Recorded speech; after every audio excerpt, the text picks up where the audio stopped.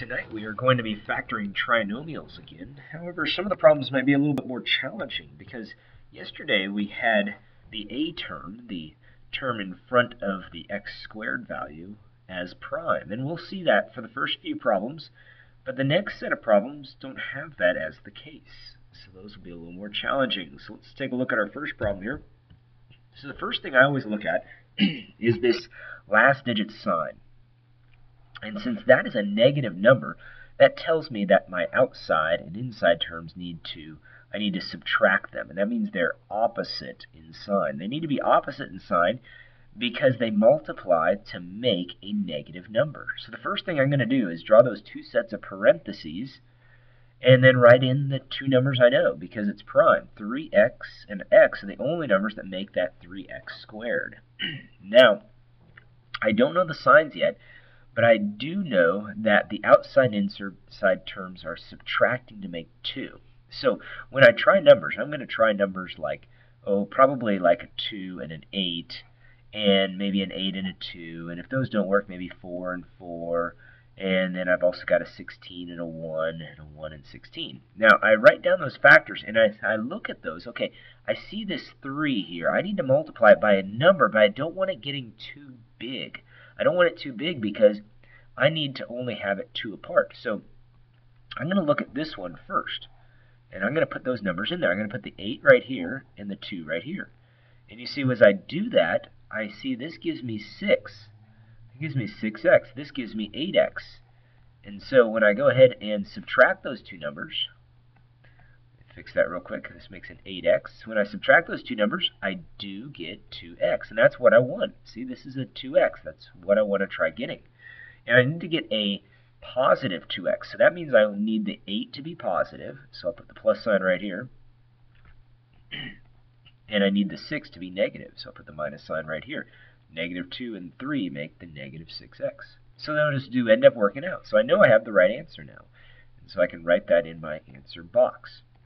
So I think it's handy or helpful at least to write down the factors, because then you see them, and as you look at them, you can say to yourself, well, this first one doesn't work because I'm multiplying 3 by 8, and 3 times 8 is going to give me 24. It's going to be too big, so I knew right away that wasn't the right answer.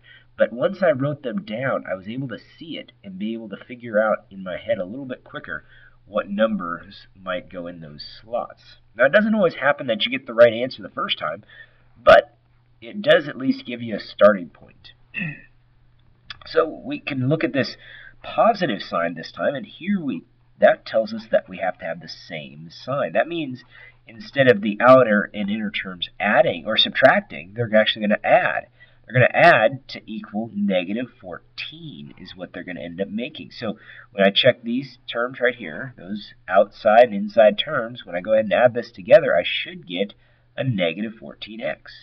Well, I know I have 3x and x. Since they add to make a negative, we know the sign's negative. So now all we have to do is figure out what factors to put in there. What factors of 15 should we use? Well, we've got 15 and 1, 1 and 15. 3, 5, 5, 3, and go ahead and list those factors out and then look and see what ends up working. So remember what you're trying to do. You don't want to multiply 3 by a number to get something bigger than 14 because you're adding the two numbers together, not subtracting. So if I did 3 times 5, that would make 15. So right away, I know that's not going to end up working. And I know 3 times 15 is not going to work either. So I'm going to go with this one first. Don't know if it's right. I'm just going to try it. 3 times 3 makes 9, and that's good. It's smaller than 14. And then 5 times x makes 5x. And they're both negative, and those do add to make negative 14x. So it does end up working out. So we got the right answer. Again, if you try writing out the factors, you can see it easier, and you might be able to figure out what the right numbers in the right spot are quicker than you could otherwise without writing anything down. So we've got another one to practice here. Let's try it out. This time we're back to like the first example problem we went over. This is a minus sign, so that tells me right away I have opposite signs. Opposite signs mean that one's minus, one's plus, so we can start with the 2x and x. I know that the outer and inner terms are subtracting to make 17. So I think of factors of 30. I think of 5 and 6, first of all. But I could also try 6 and 5. Well, if those don't work, you've also got 3 and 10, 10 and 3. Oh, let's see here. We've got 2 and 15. We've got 15 and 2. We could even do the 1 and 30 and 30 and 1 if we needed to. So lots of different options here. Well, let's take a look at trying to get a number. Since they subtract to make 17, we need to get a number bigger than 17. So let's try thinking of a number times by 2 to get something bigger than 17. But we don't want it too much bigger. So you see, if we did, like, for instance, 2 times 6, if I tried that number, that would only give me 12. See, that's not big enough to be able to subtract to make 17, so I know that's not right. 2 times 5, see, this 5 would go right here, the 6 would go here. So 2 times 5 makes 10. I know that's not big enough. Well, this one right here might end up working. You see, 2 times by 10 makes 20. That might work. That's bigger than 17. Let's put the 3 here, so 3 goes there, 10 goes here. And let's go ahead and see if they work. So this makes 20x. This makes a 3x. We subtract those two numbers, and yes, we do get 17x. Now I want a positive 17, so we'll make the 20 positive. So put a plus sign there. 3 needs to be negative. That works. 2x minus 3, and we had a x plus 10.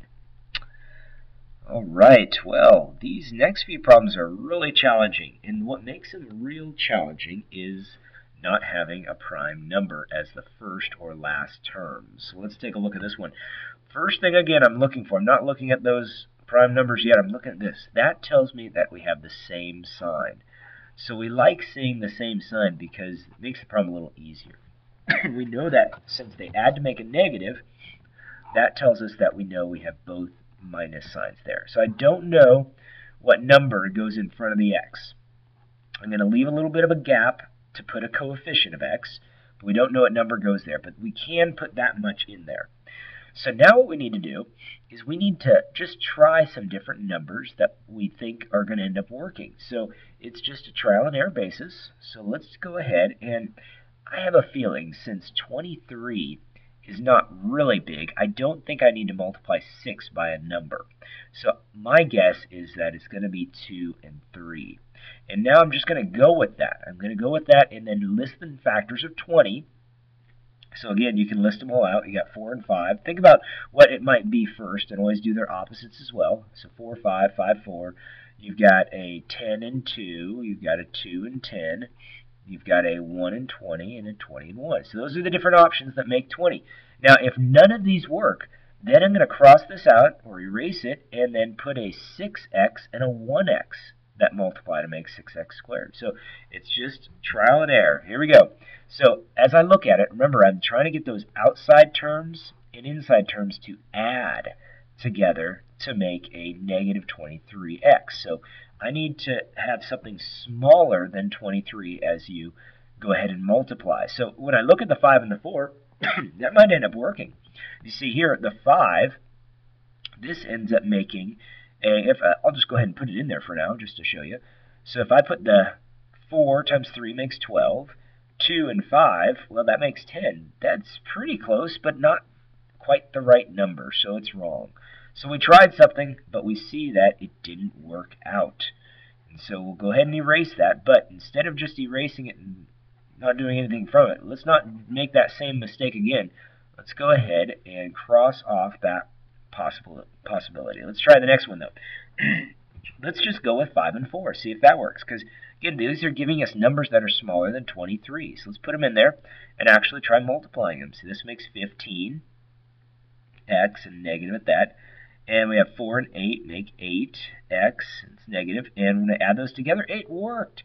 Second try, we got it. Those were the right numbers. So there it is, 2x minus 5, and we had a 3x minus 4. Again, it's a little bit of luck, a little bit of just kind of guessing and thinking about the numbers. Knowing that we had the same sign helped us out, because then we knew we had to get our outer and inner terms adding to make 23. That meant both numbers had to be smaller. The outer and inner terms had to be smaller than 23.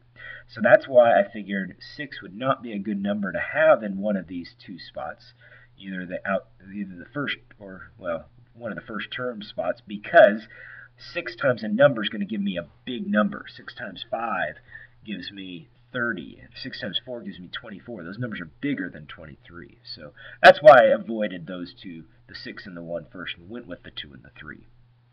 All right, another example here. Let's take a look at this one. Here, what we want to do is we want to start with a different number. Typically, we always start with the first terms, but we're not going to do that in this case. And I'll show you why in just a minute. First of all, let's take a look at our opposite sign. Our negative sign there tells us that we have opposite signs, so that means the outer and inners are subtracting to make 3. So typically, again, what I said before, we always start with the x term. Well, we could put a little x, but you got to leave room for the coefficient. We don't know if it's 9 and 1 or 3 and 3, but we do know the last number is 2. So we could put 2 and 1.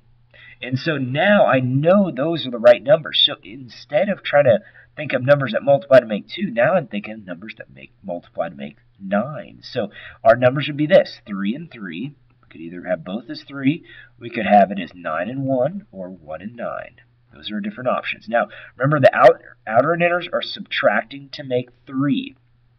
So as I think about it, I'm trying to get 2 times a number to make something bigger than the 3. And if I try the 3 here and a 3 here, let's see if this works. Because this right here makes 3x.